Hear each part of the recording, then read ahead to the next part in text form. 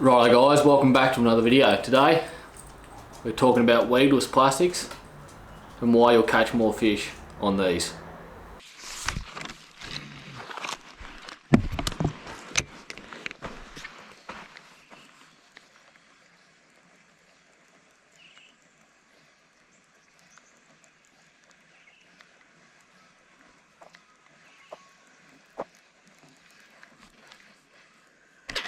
Oh yeah.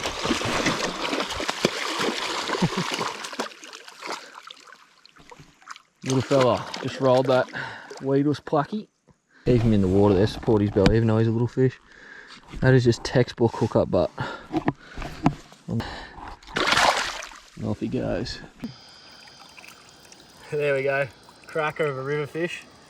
Cream the duckfin shad on the beast hook, weedless, textbook hook up. He's not getting off. Fish went 77, prime condition. We'll get that hook out and we'll get him straight back. So we're back in the shed having a bit of a yarn. I've got a range of different plastics here and some different weedless hooks. Just want to have a bit of a chat about them. How I've been using them pretty much mainly this season for the last few months and having great success on them, and why you should give them a go. So basically, what is a weedless plastic? It is a weedless hook and a plastic that sits right up to the hook there. So when you're retrieving that lure, it goes through cover, you know, weed, trees, branches, rocks, that type of stuff, without that hook point being exposed to catch those snags. And then when a fish comes along and actually eats this lure, they're going to bite down, push the plastic down, expose the hook, and you catch a fish. It's pretty simple stuff. A lot of you guys would have seen weedless lures being used before. They're quite big over in the US market. That's sort of where they originated from, and they're starting to make their way down here. You know, the barra guys up north, jack fishermen, that type of stuff, they use them a lot, but you don't see a lot of Murray cod guys using them very often. I have started to see it's starting to pick up, but not a lot. And I reckon from using this season, I reckon they're a no-brainer, and they're fastly becoming one of my favourite ways to target Murray cod. We're estimating around the 80 mark, maybe a little bit over. So pretty stoked with that. So talk about the hooks to start, then we'll roll into some plastics and how you fish them and why you're going to catch more fish on them. So basically, I've been running two different brands of hooks and two different styles. So you've got Owner have the beast hook, and they also have the flashy swimmer. And what the flashy swimmer is basically just a beast hook with a little attachment with a blade on the bottom of it. So it just gives it a bit of extra flash, kind of like a spinnerbait, but the blade underneath the lure. The other brand is the BKK. This is a new one, a BKK Titan hook they're called, Titan Plus. And that's it there. And as you can see there, that's actually got a little blade attachment on it, which is the same as like the Owner flashy swimmer. But the cool thing with the BKK is it's all sort of customizable. So you can actually take that blade off or leave it on. You can change the weights in and out of these BKK hooks. So they're a bit more versatile than the Owners. I originally started with the Owners, and I've just started using the BKKs. Both work really well. I pretty much run just 10-0s or 12-0s for the cod fishing. So small lures around that 6-inch range work really well on a 10-0, I found. And anything bigger than that, when you start to go to your sort of 8-inch plastics or even bigger, you want to go to a 12-0. So 10-0s, 12-0s, weights depend on the size of the lure as well, but normally around that ½ ounce to three quarters of an ounce are really good. Plastics, you can pretty much use any plastic when you're fishing weedless. The ones that I've been using mainly and having a lot of success on are the 6.2-inch bait junkie minnows, which is one of them. That's in that straight white colour. It's been one of my go-tos. I've caught a lot of fish on this season. The other ones that I've been using is the old duckfin shads. That's a big 8-inch duckfin shad. It's on a 12-0 hook there. They've been really good. And another one is your 7.8-inch Kitex.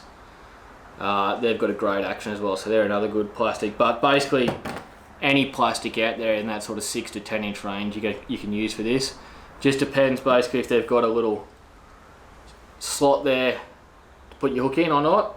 With the duckfin shads, they don't actually have that slot, so there's a fair bit of plastic that ends up being on the hook. So what I do with my duckfin shads or any other plastic that's like a real full body plastic is I'll actually cut open with a pair of scissors or a Stanley knife, just cut open that belly, and what that does is it allows that plastic to slide up and down the hook a lot easier, so when you get the bite, the plastic isn't real stiff on the hook and stays there and you don't hook the fish. So I would recommend, if you are going to use a plastic that's a full bodied plastic like a duckfin shad, to actually cut them like that pretty much all the way through, just so you've just got a bit of plastic holding on that hook, and that again just allows it to move up and down easier.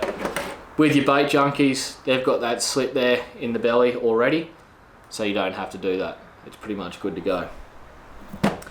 So the big question is, why are you going to catch more fish on these compared to other lures? And in my opinion, the number one reason why you're going to catch more fish on these is because you're going to throw them in places that you're not going to throw your traditional lures. So the ability for these to get through snags is ridiculous. It does it like anything basically, but in the rivers that I've been fishing, mainly it's timber. If you're walking along the bank, fishing hard, dense timber, heaps of it, you just can't, you get sick of throwing $150 swim baits into those type of areas, getting them snagged, and then you've either got to go swimming or snap them off to get them off. And what that does is it makes you be more cautious with your casts. So when you're actually approaching those snags, you actually don't get right in the heart of it.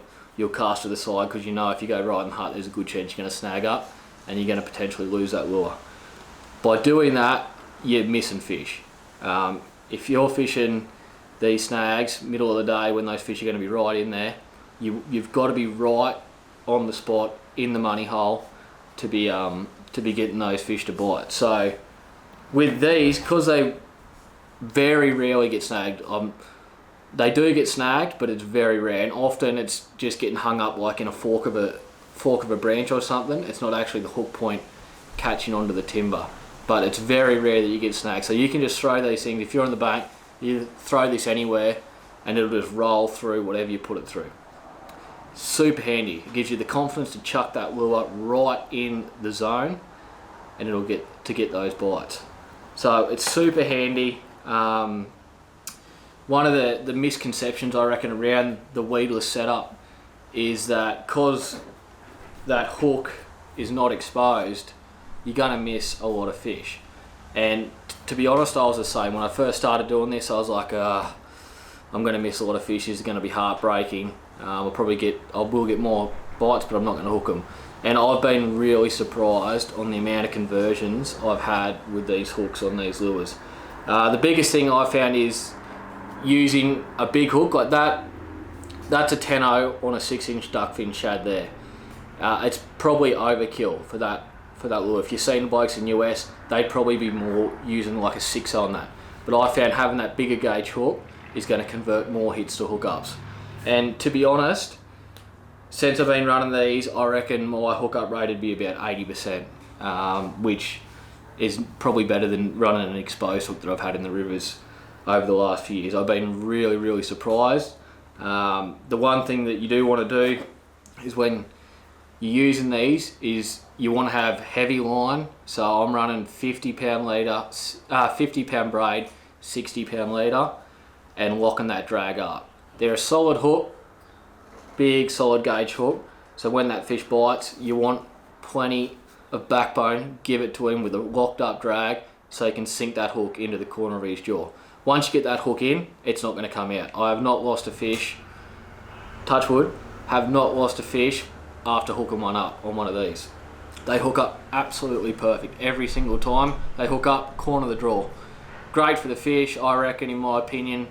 no science on that, but I reckon having one hook just in the corner of the jaw is a lot better than having two trebles in a fish's mouth. So better for the fish, and also better for the angler. You know, you can confidently just walk up, thumb the fish, no dramas. If you've got a fish with two sets of trebles out hanging out its mouth, that's when you're going to need your lip grips and that type of stuff, because you can easily sink a treble into your finger. The bait junkie again, the 6.2, and this one's come out and smacked it. I'll give you a look at him. He's a nice fish. Another nice one. So yeah, that's the Weedless Plastics. I'm just going to rig one for you real quick. Again, Tenno beast hook owner, 6.2 inch bait junkie, and it's super simple. A lot of you guys would have seen this before. All you're doing, you've got a little twist lock at the front of your jig head there. You basically just put your lure in and twist it on. It's pretty simple. Once you twist it on, if you look at that, that's not lined up perfect, so we turn him around, and what you want is that back to lay perfect with the hook, and that's pretty good. Once you got that on, you basically just measure out where that top bend of the hook is going to come out of the plastic, which is about there. You open your belly, you flip him over, put that hook straight through, and there it is, Bob's your uncle. Super simple, nice and straight. It's going to swim unreal. I found the good thing with these bait junkies, they're super soft, so once you get hit on these, that plastic just falls straight down and you're not going to miss any fish. Really good lure to if you want to start, great lure to try. They're cheap as chips. They're $10 for a pack of 3. Get a pack of beast hooks or a pack of these BKKs and give it a whirl. So yeah, that's about it, guys. Once again, give it a go. Try and use oversized hooks. So again, that's a Tenno. I haven't gone under a Tenno for the cod fishing that I'm doing. I'd go Tennos, 12Os. They're the sizes. So 6-inch bait Tenno, 8-inch bait 12O, work perfect. I've also been fishing these in the dams a little bit. The bigger duckfin shads, and then just running a treble on the bottom of the hook there, putting a stinger at treble. Because I'm in the dam, I'm in the boat, I can, if it does happen to get snagged, I can easily retrieve it with a lure retriever. But what I've found is actually running, instead of having just a normal jig head, running them on a weedless head, you actually get a better action out of the lure as well. So yeah, it's a must try, honestly, guys. I couldn't recommend it enough. You want to start getting into it, give that a go. Bait junkie and a half ounce Tenno beast hook. The action is unbelievable. And one other thing that I will touch on is when you're doing this type of stuff, often when you walk in a river, what I'm doing, if a lot of guys are doing that type of thing, walk in a river, you're gonna have, for the most part, you'll have a good side and a better side of the river to fish. So one side, like the side that's the deep bend, is going to have more snags on it, more structure. That's the side you want to walk. If you're walking on that type of side, what you can do with these plastics, you can just pitch them into the money zones every single time. Pitch. A lot of the time with these lures, I'm just pitching 5-10 meters, just working a snag really hard, instead of just bomb and cast the other side of the river. Bomb and cast the other side of the river, I reckon if you landed in the money zone, can often scare the cod. If you're pitching this, say you've got a money zone, you pitch just a couple metres past it, just bringing that through the money zone, just letting it drop in the water, a little pitch, let it drop in the water nice and subtle. That's what you want to be doing, so you're not scaring those bigger fish. You know, the smaller fish doesn't seem to tend to worry them as much, but if you've got a big fish living on a snag, you want to be as subtle as possible and as natural as possible. So that's one tip. Always walk on your good side. You know, when I'm walking up and down the river, I'm constantly crossing the river, so I'm on the good side. And oftentimes, if I'm in a good hole where both sides are pretty good, I'll walk down one side, fish it, cross the river, and then walk back up the other side and fish it, instead of just bomb and cast the other side. Righto, guys, that's pretty much all for this video. Just a quick little one touching on the weedless plastics. If you are fishing the rivers, walking the bank, sick of losing lures, want to try something different, give it a go. Use those tips, and yeah, you'll have success. So get out there and give it a go. Cheers for watching, guys, and I'll see you all in the next video.